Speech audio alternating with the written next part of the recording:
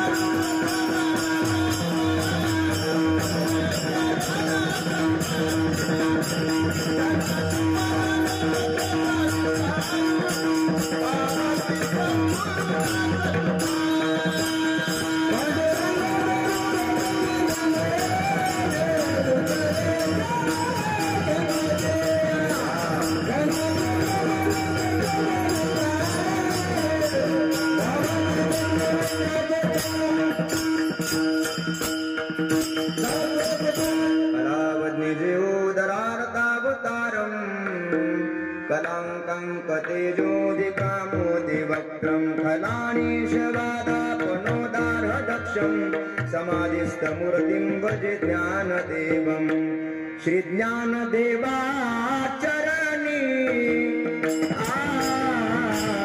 श्रीज्ञानदेवाचरणी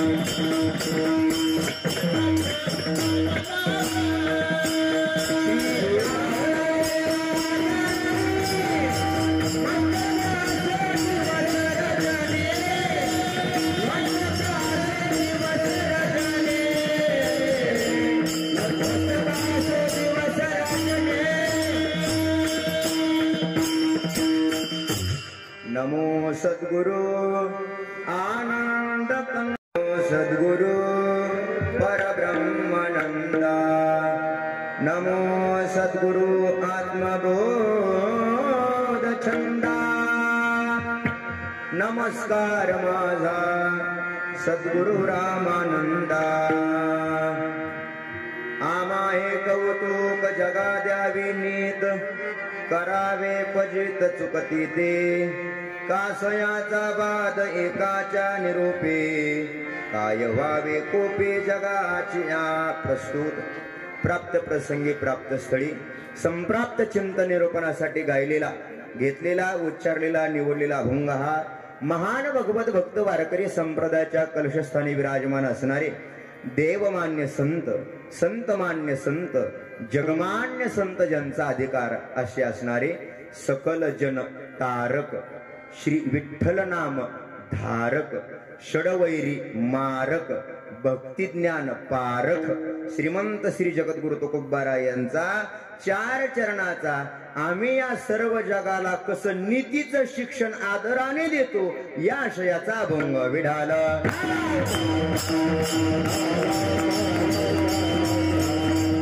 प्रस्तुत अभंगात जगद्गुरु तुकोबाराय या संपूर्ण विश्वाला नीतीचं शिक्षण देतात। तुकोबाराने विचारलं, श्री तुकोबाराय तुम्ही या जगाला नीतीचं शिक्षण देता पण कसं देता? महाराज बोलतात, कौतुके आम्ही या सर्व जगाला कौतुकाने नीती शिकवतो, हे आमचं कामच आहे। आम्हा हे कौतुक जगा द्यावी नीत। तुकोबाराने सांगितलं, महाराज की आम्ही या सर्व जगाला कौतुकाने नीती शिकवतो, व्यवहार शिकवतो, गोड बोलतो, त्याच्या डोक्यावर हात ठेवून सांगतो। पण असा या समाजामध्ये काही काही माणसेच बुवा की त्यांना गोड बोललेलं कळत नाही, हात फिरवून सांगितलेलं कळत नाही, लय चोंबाळून सांगितलेलं कळत नाही। तुकोबाराय अशा माणसांसाठी तुमच्याकडे काय शस्त्र आहे? महाराज बोलतात की गोड बोलून जो ऐकत नाही, कौतुकाने सांगून जो ऐकत नाही, करावे फजित चुकती ते, त्यांच्यासाठी मात्र आम्ही काय करतो? त्यांची फजितीच करतो, त्यांच्या कानाला धरतो आणि योग्य सन्मार्गाला लावतो, चांगल्या रस्त्याला धावतो। तुकोबारांकडे दोन्ही शस्त्र आहेत, एक गोड बोलून सांगायचं, दुसरं फजिती करून सांगायचं। महाराज बोलतात की आम्ही गोड बोलून कौतुकाने सांगतो आणि तसं नाहीच ऐकलं तर करावे फजित चुकती ते। तुकोबाराय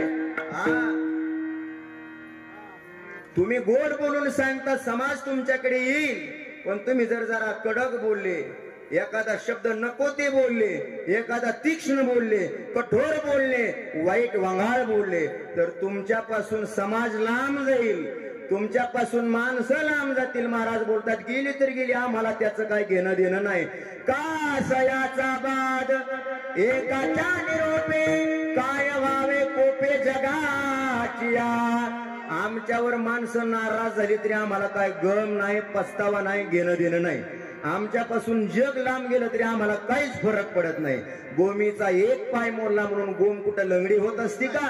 चिंचीचा एक पाला तुटला म्हणून चिंच कुठं वांज होत असती का? तुकोबाराय बोलतात समाज आमच्यापासून लांब गेला, आम्हाला त्याचा काहीच फरक पडत नाही। आम्ही खरं सांगायला आलोय आणि जगाला खरंच सांगणार, नीतीचा व्यवहारच शिकवणार। समाजाला राग आला तर त्याचं घेणं देणं आम्हाला काहीच पडत नाही। कासयाचा बाद एकाच्या निरोपे, काय व्हावे कोपे जगाचिया। अहो जग लांब जाईल तुमच्यापासून, महाराज बोलतात आम्हाला त्याचं काहीच घेणं देणं नाही। जगाचं आमच्या वाचून काय खोळंबलं नाही, तो का म्हणे आम्हा एकांताचा वास।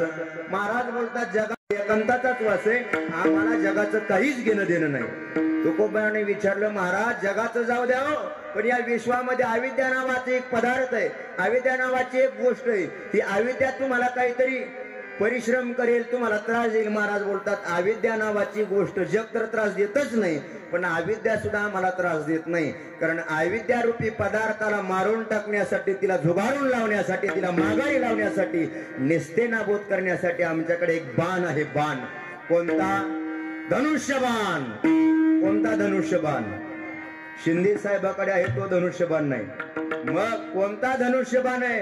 रामकृष्ण ऐसे बाण, रामकृष्ण नामाचा बाण आमच्या हातामध्ये आहे आणि तो बाण आम्ही घेतो, भक्ती ज्ञान वैराग्याच्या भात्यातून काढतो, हो भक्तीची प्रत्यंचा खेचतो आणि अविद्येला आम्ही झुगारून टाकतो। त्याच्यामुळे अविद्या आमच्याकडे येतच नाही। अविद्येचा आहे ते कोटे परिश्रम, रामकृष्ण नाम ऐसे बाण, रामकृष्णाचा आमच्याकडे बाण आहे। पण तुकोबाराला काय सुज्ञ लोकांनी विचारलं, महाराज तुम्ही अविद्येला बाणाने मारता, रामकृष्णाचा बाण आहे, तुम्ही समाजाला घाबरत नाही, लोकांना घाबरत नाही, खरं सांगायला म्हणता, नीतीचं शिक्षण द्यायला आलाय म्हणता, समाज तुमच्यापासून लांब गेला तर तुम्हाला त्याचा फरक पडत नाही, पण एवढा उद्योग करायची गरज काय? तुम्हाला काय गरज आहे? महाराज बोलतात त्याचं एक कारण आहे, ज्याला ज्या गोष्टीतलं ज्ञान असतं, ज्याला ज्या गोष्टीतली अक्कल असते, ज्या गोष्टीतलं खरं माहिती असतं, त्याच्या समोर जर एखादा चुकीचा वागू लागला तर मग चुकीचं वागणाऱ्या माणसाला बघून खरं ज्याला माहितीये त्याला दम निघत नाही, तो सांगतच सुटतो. त्याला पुन्हा चुकीच्या माणसाला रस्त्यावर आणल्याशिवाय, जसं आपल्याला एखादा राग आळवत असताना जर चुकून एखादा दुसरा स्वर लागला आणि खरं ज्याला रागातलं माहित आहे, संगीत क्षेत्रातलं माहित आहे, तो म्हणतो हे असं नाही, हे असं आहे. का बरं? अरे मला त्यातलं पुरेपूर ज्ञान आहे म्हणून तुला सांगतो ते तसं आहे. तो कोबाराया बोलतात की आम्हाला भक्ती क्षेत्रातलं पुरेपूर ज्ञान आहे, हे असं नाही, हे असं आहे. हे का? आम्हाला खोटं चालतच नाही, कारण आमचा विक्राच खऱ्याचा आहे. तो का म्हणे येते खऱ्याचा विकरा, नसरती एरा खोट्या परी. आम्ही खोट्याला त्याचं घर दाखवतो, रस्ता दाखवतो. अहो तुमच्यापासून खोटी माणसं तुटतील कास याचा बाद, एकाच्या निरोपे काय व्हावे कोपे जगाचिया. असा सेवेसाठी घेतलेल्या अभंगाचा सरळ अर्थ विडाला.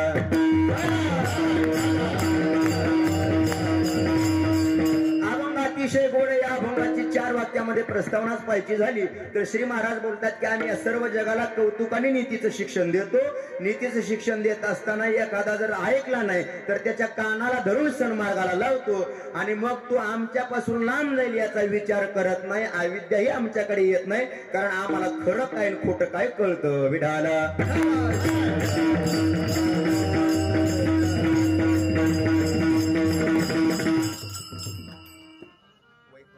कैलासवासी श्री विश्वनाथ बाबूराव तळेकर यांचं हे 5वं पुण्यस्मरण.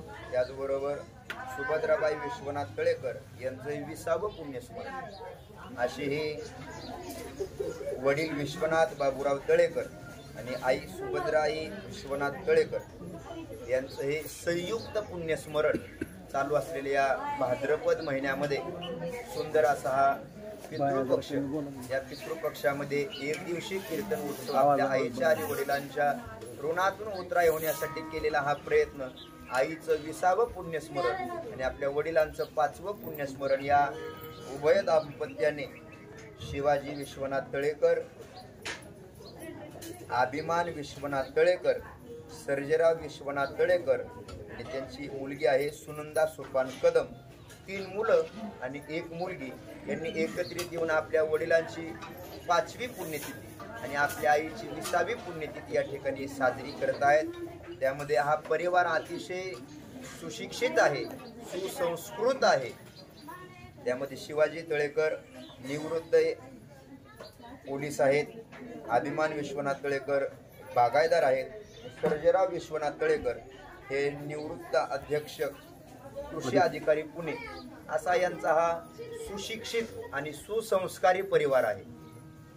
जीवन जगत असताना 2 माणसं आम्हाला बघायला मिळतात, एक सुशिक्षित असतात आणि दुसरी सुसंस्कारी असतात. सुशिक्षित म्हणजे काय? सुशिक्षित शब्दाचा अर्थ आहे पोट भरण्याची विद्या ज्याने संपादन केले त्याला म्हणतात सुशिक्षित. पोट भरण्याची विद्या ज्याने संपादन केली त्याला म्हणतात सुशिक्षित. आणि सुसंस्कारी कोणाला म्हणतात?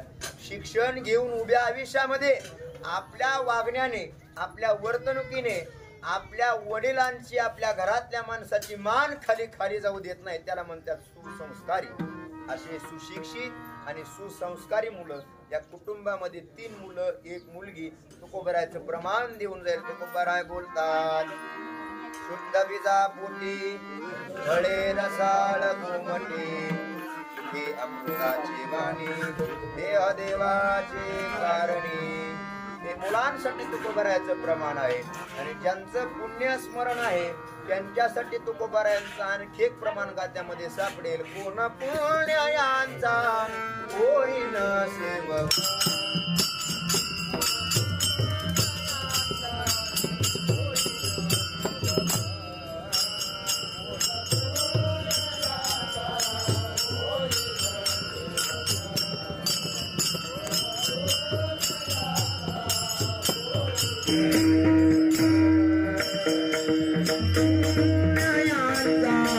होईना सेवका होईना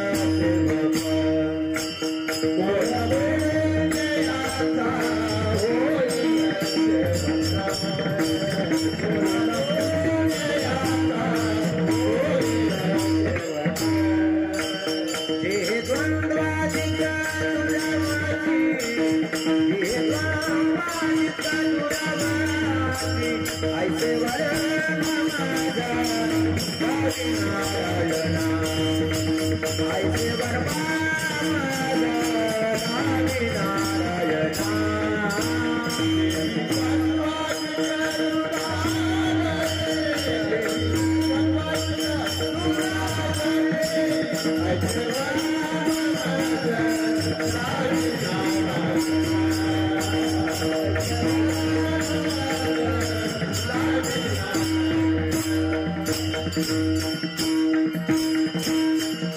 असा हा गोड यांचा परिवार, या परिवाराच्या माध्यमातून या ठिकाणी 2 वेळा सेवा करण्याचा योग, ही 3री वेळ आहे.